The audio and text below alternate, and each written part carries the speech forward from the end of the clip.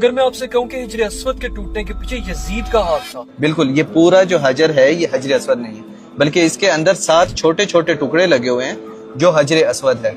اس کے علاوہ یہ باقی سارا جو حصہ آپ کو نظر آتا ہے یہ موم ہے۔